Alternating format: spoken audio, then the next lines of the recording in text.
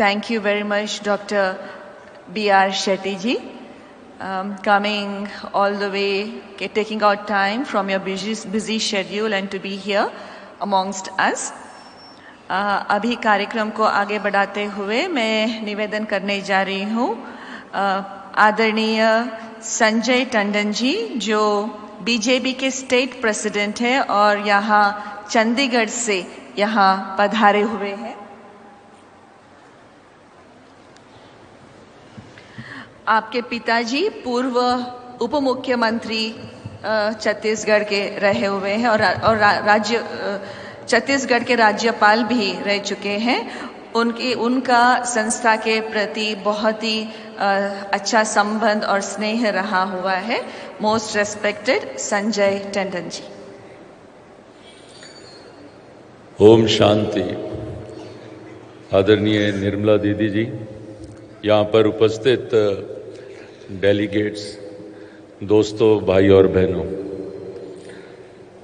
मैं आज यहाँ पर आया क्योंकि अभी मेरे पिताजी का परिचय दिया गया।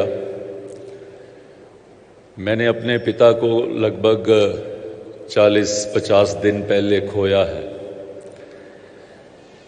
और पिता के जाने का दर्द अभी तक महसूस करता हूँ। उन्होंने मुझे कहा, वो 2 साल पहले यहाँ ग्लोबल समिट में आए थे और उन्होंने मुझे कहा कि बेटा यहाँ ज़रूर एक बार जाके आना।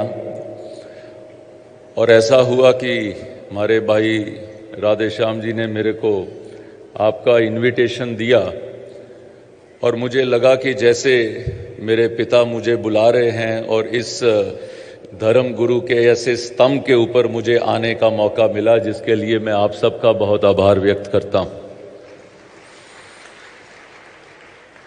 मैं देख रहा था कि आज का जो सेशन है, the power of unifying all faiths, हम लोग जब बात करते हैं सब फेथ की बात करते हैं। अब माउंट आबू में हम आ रहे हैं, अलग अलग एरिया से आ रहे हैं। कोई दुबई से आ रहा है, कोई बॉम्बे से आ रहा है, कोई कलकत्ता से आ रहा है, कोई चंडीगढ़ से आ रहा है। रास्ते अलग अलग हैं लेकिन मंजिल एक है। इस मंजिल को पाने के लिए जब हम सब लोग यहाँ पर पहुँचते हैं, यही है एक यूनिफाइंग फेथ्स।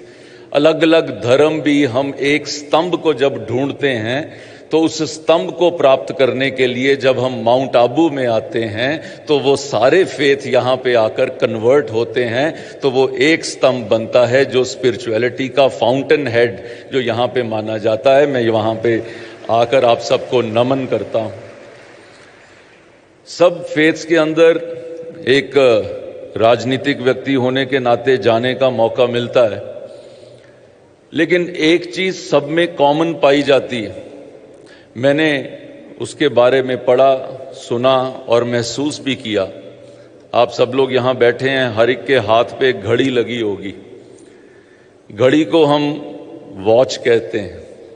कभी वॉच के स्पेलिंग्स को अगर हम ऑब्जर्व करना शुरू करें, अगर इसकी सारी वर्किंग इसके हिसाब से कर लें तो मुझे लगता है कि सारे फेथ्स जो हैं इसमें कन्वर्ट हो जाते हैं।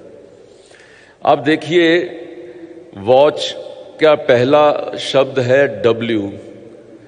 आप वॉच योर वर्ड्स, इसका मतलब है आप अपने शब्दों पे ध्यान दें, आप अपने बोलने पे ध्यान दें। अगर आपके बोलने पे ध्यान रहता है तो आप एक अच्छे व्यक्ति के नाते कार्य कर सकते हैं। वॉच का दूसरा शब्द है, दूसरा अल्फाबेट है A, that is watch your action. आप अपना कर्म भी सुधारिए। कर्म सुधारते हैं तो सब फेथ इसके अंदर बात करते हैं कि हमारा कर्म भी अच्छा होना चाहिए। तीसरा है T, वॉच योर थॉट। अगर हमारा थॉट, अगर हमारी सोच, अगर हमारा मन का भाव अगर वो अच्छा है तो उसी से हमारा एक्शन भी अच्छा होगा और उससे हमारे वर्ड्स भी अच्छे होंगे। चौथा शब्द है C, जिसका मतलब है वॉच योर कैरेक्टर। आज कैरेक्टर का पतन हम सब जगह देखते हैं। अगर हम उसको ऑब्जर्व कर सकते हैं तो हम अपने कैरेक्टर को भी अपने आप में समझा के रख सकते हैं। और पांचवा है H, that is watch your heart. हम दिल के ऊपर कई बार कंट्रोल खो बैठते हैं और हम कहीं से कहीं चले जाते हैं। मुझे लगता है कि अगर ये 5 चीजों के ऊपर हम कंट्रोल रखते हैं तो ये यूनिफाइंग ऑल फेथ्स जो है हम इसको ला सकते हैं और सब लोग अपने सही रास्ते के ऊपर चल सकते हैं। कल के हमारे यहाँ पर ये विज्ञान, अध्यात्म और वातावरण के ऊपर हम लोग बात कर रहे थे, लेकिन उसके नीचे एक लाइन थी, सुखमय संसार के नवनिर्माण में मानव की भूमिका।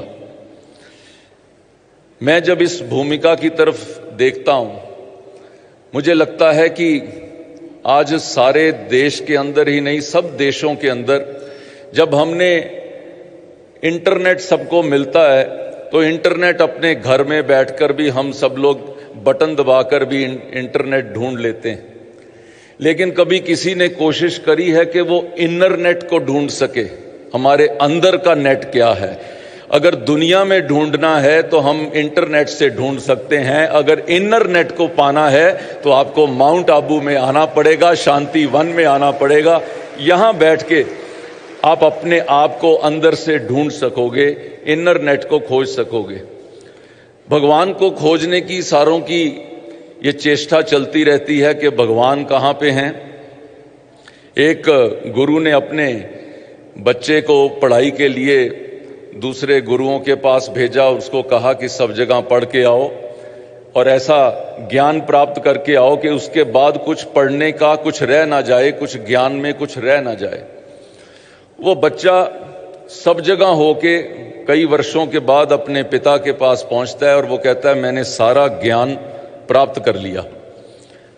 पिता उसको पूछता है कि अब कुछ और पाने की जरूरत तो नहीं रही, तो बताओ क्या प्राप्त किया।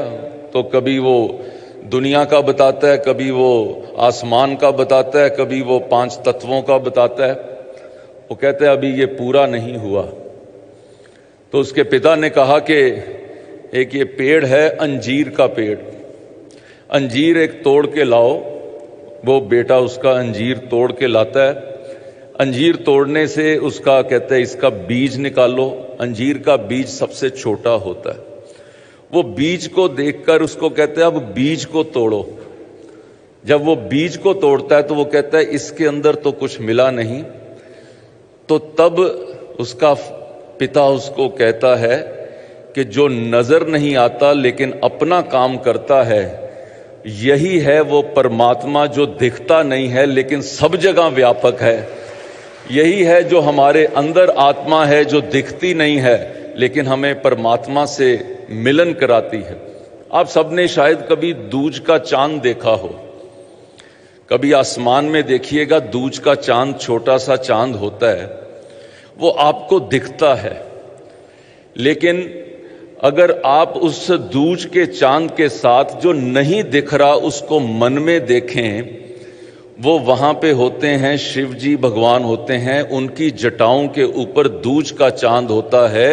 जो चांद आपको दिखता है वो है जो साइंस है, लेकिन जो आपको दिखता नहीं है वो स्पिरिचुअलिटी है। वो वहां शिव जी का वास वहां पे नजर आता है। वो मुझे लगता है कि ये दोनों का इकट्ठा होना ही एक स्पिरिचुअलिटी और उसके साथ ही साथ साइंस इकट्ठी होती। जो साइंस नहीं समझ सकती वही स्पिरिचुअलिटी समझा सकती है।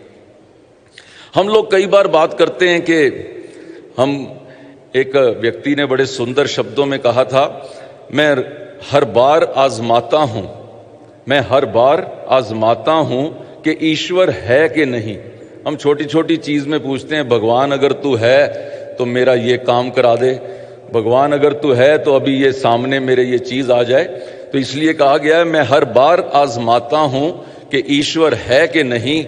उसने कभी सबूत नहीं मांगा कि मैं इंसान हूं कि नहीं। आज इंसान बनना मुश्किल हो गया। हम लोग ये भूल जाते हैं कि जो इंसानियत है उससे हम पीछे हट जाते हैं।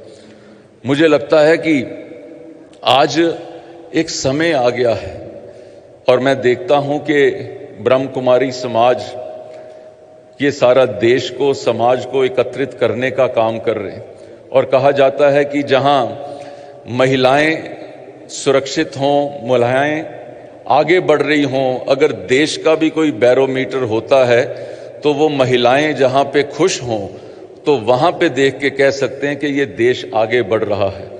और आज ब्रह्म कुमारी समाज को खास तौर पर देखकर लगता है कि जिस तरीके से आपने महिलाओं को आगे रखकर देश को आगे लाने का कार्य किया है वो रियली एक स्मरणीय कार्य है और मैं उसको नमन करता हूं।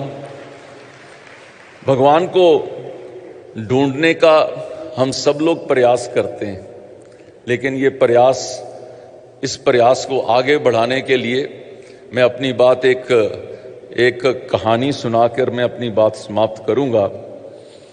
एक बार नारद जी ने विष्णु जी से पूछा कि हे प्रभु, राम नाम का अर्थ क्या है? तो भगवान ने कहा कि ऐसा है कि अभी एक तोते ने एक जन्म दिया है, तो उसके बच्चे के पास जाकर उसके कान में पूछो कि राम नाम का अर्थ क्या है। तो नारद जी जाते हैं तो वो तोते के कान में पूछते हैं कि भी राम नाम का अर्थ क्या है, तो उसके बच्चे का देहांत हो जाता है। वो वापस जाते हैं, फिर वही पूछते हैं कि भगवान आपने वहां भेज दिया, वो बच्चा तो मर गया। वो कहते एक जगह पे एक गाय ने बछड़े को जन्म दिया है, उस बछड़े के कान में जाकर पूछो। वो फिर नारद जी जाते हैं और वो पूछते हैं उस बछड़े के कान में कि राम नाम का अर्थ क्या है। तो उसका सुनते ही वो बछड़े का भी देहांत हो जाता है।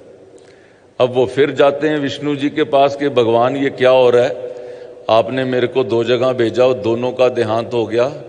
उन्होंने कहा एक राजा के घर में, चक्रवर्ती राजा के घर में एक लड़का पैदा हुआ है, उसके कान में जाकर पूछो। अब नारद जी घबरा भी रहे थे कि अब राजा के घर में जाएं, कहीं बच्चे को कुछ हो गया, अब पता नहीं भगवान मेरे को क्या सिखा रहे हैं।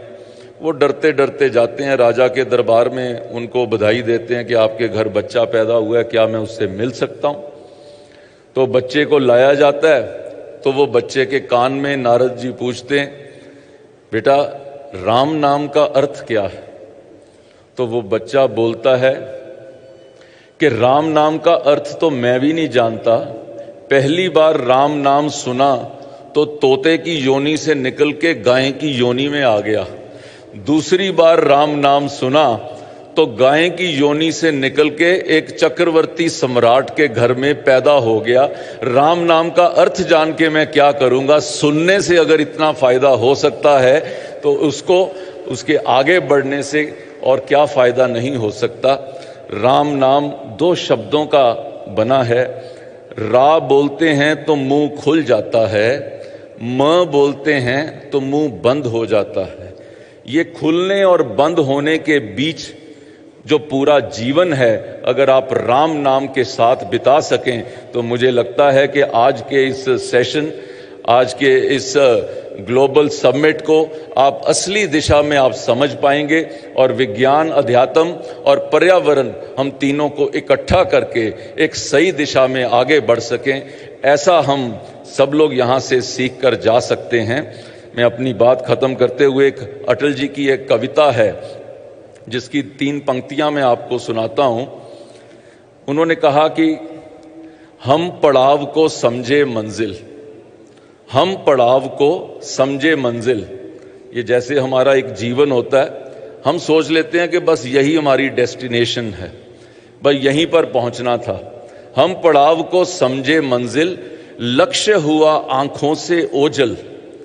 जो हमारा एम है वो आंखों से परे हो जाता है। वर्तमान के माया जाल में, वर्तमान के माया जाल में आओ अपना कल ना बुलाएं, आओ फिर से दीप जलाएं, आओ फिर से दीप जलाएं। बहुत बहुत धन्यवाद। ओम शांति।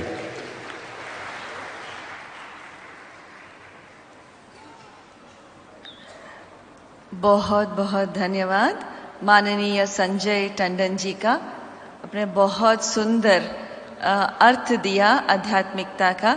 राम नाम जपने से ही इतनी प्राप्ति होती है, तो उनको समझ करके, उनको याद करने से कितनी बड़ी प्राप्ति होती है।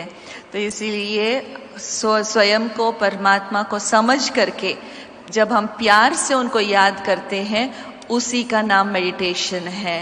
तो सुबह के सत्र में आप सभी मेडिटेशन तो सीख ही रहे हैं, लेकिन वापस जाने के बाद भी अपने सिटी में, अपने टाउन में ज़रूर ब्रह्म कुमारी सेंटर्स के संपर्क में रहेंगे और 7 days कोर्स ज़रूर करें।